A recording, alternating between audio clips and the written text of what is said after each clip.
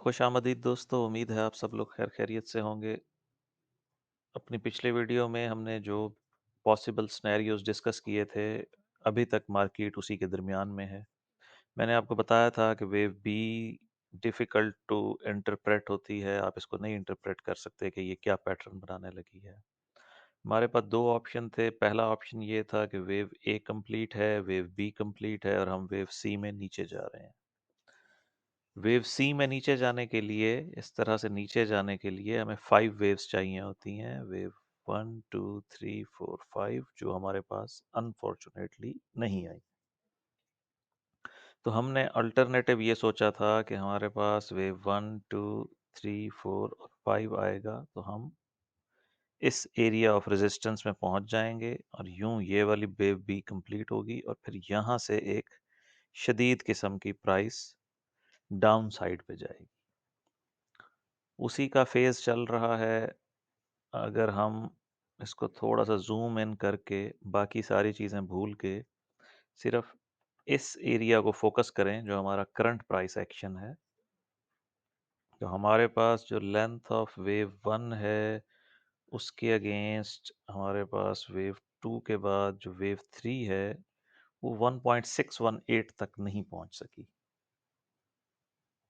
1.618 तक नहीं पहुंचती तो 1.382 तक पहुंच जाए, वहां तक भी प्राइस ने जाने के लिए फिलहाल कोई हामी नहीं भरी है। और इन टर्म्स ऑफ इम्पल्स इसको वेरी वीक वेव थ्री कहेंगे अगर कहें तो।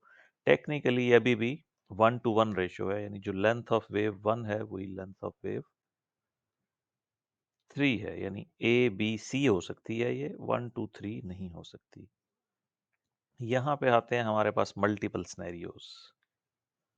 मल्टीपल स्नैरियोज में ये हो सकता है कि हम कोई और पैटर्न बना रहे हों जो इस वक्त आइडेंटिफाई नहीं हो रहा, या एक छोटा सा हाई और आ जाए जो लेंथ में इन दोनों से छोटा हो। तो हम इसको सबसे लॉन्गेस्ट वेव बना लेंगे, वेव वन को। दूसरे नंबर पे वेव थ्री आ जाएगी और द फिफ्थ वेव जो है वो शॉर्टेस्ट होगी। एलियट वेव में जब 5 वेव्स काउंट की जाती हैं तो बेसिक रूल ये है कि वेव थ्री जो है वो शॉर्टेस्ट नहीं हो सकती।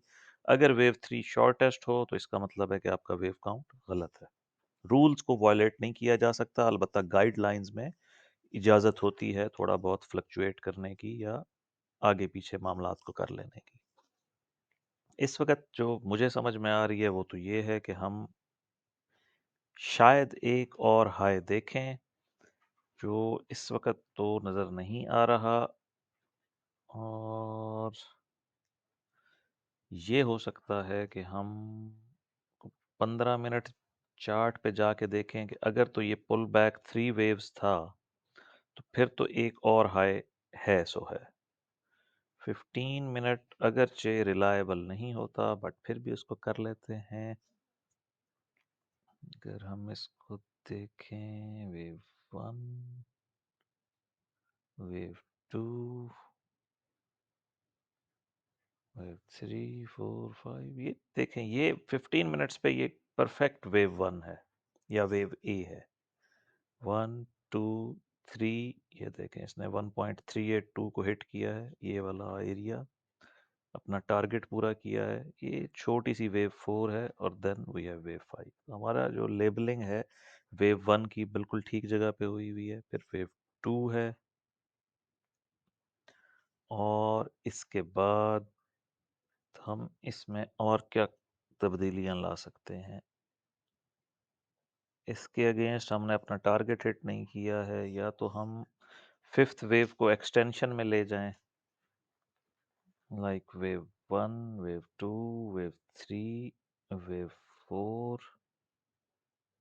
ए, overshooting wave B, wave C, wave D, wave E, और इसके बाद एक और अप आ जाए तो 1 2 3, ये सारा एरिया फोर का और फिर एक वेव फाइव।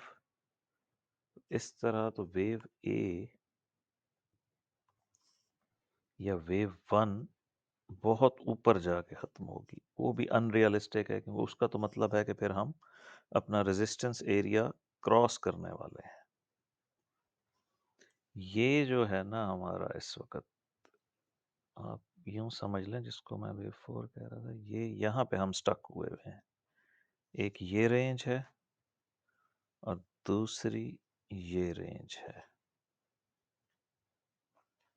ट्रायंगल जिसमें मैंने आपको कैलकुलेट करके दी है, और इस ट्रायंगल का मतलब है कि हम ऊपर जाने वाले हैं। लाइक किधर गई ए बी सी डी, ये वेव ए है, ये ओवरशूटिंग वेव बी है, ये सी है, ये डी है, और ये ई के लास्ट फेज में है हम, या हो सकता है कंप्लीट हो गई हो, जो इस वेव 4 को कंप्लीट कर रही है। एंड देन वेव 5 और वेव 3 इंटरनल बन जाएगी। 1 2 3, 1 2 3 4 5। ये इसका फिलहाल तो, जिस तरह मैंने आपको बताया था ना, ये हमारे पास आना है कल डेटा। यूएस का इकोनॉमिक डेटा है, नॉन फॉर्म पेरोल्स का, कि कितनी जॉब्स ऐड हुई हैं। फोरकास्ट तो अच्छी है, जो डॉलर को बिल्ड करेगी, मजबूत करेगी, और गोल्ड को नीचे ले जाना चाहिए।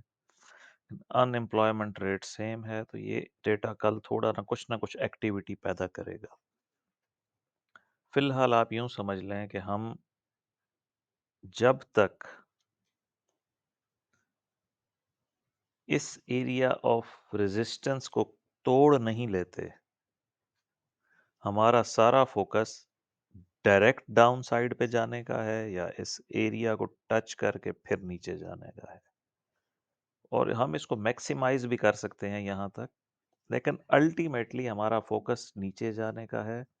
और हम कन्विंस हैं इस बात पर, एटलीस्ट मैं कन्विंस्ड हूँ, कि जो मार्केट का ये डिक्लाइन था, ये करेक्शन का जस्ट पहला फेज था, वेव ए।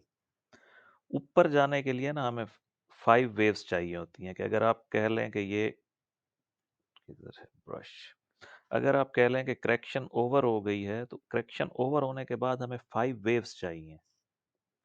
लाइक वेव 1, वेव 2, फिर इसके अगेंस्ट वेव 3।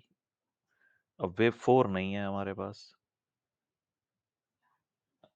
हमारे पास वेव 5 आनी चाहिए, लेकिन वो हमारी एलियट वेव रूल्स को ब्रेक करती है। वेव 4 अगर हम इसको ले लें, तो ये कभी भी वेव 1 की टेरिटरी में दाखिल नहीं होती। उसके अगेंस्ट हम इसको डायगोनल ले सकते हैं, लेकिन डायगोनल के लिए भी कोई प्रॉपर नहीं समझ में आ रहा वेव काउंट। कोई ऐसी हमारे पास डेटा नहीं है कि हम इसको डायगोनल काउंट कर सकें।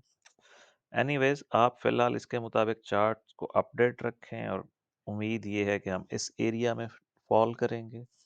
अगर हम इस एरिया में फॉल नहीं करते, तो हो सकता है एक छोटा सा हाई और बने, और बस फिर हम यहाँ से नीचे चले जाएं, सेल ऑफ की तरफ। मिलते हैं दोस्तों कल। इकोनॉमिक डेटा आ चुका होगा, उसके बाद हम वीडियो बनाएंगे, तो उम्मीद है कि मार्केट कोई ना कोई रुख ले चुकी होगी।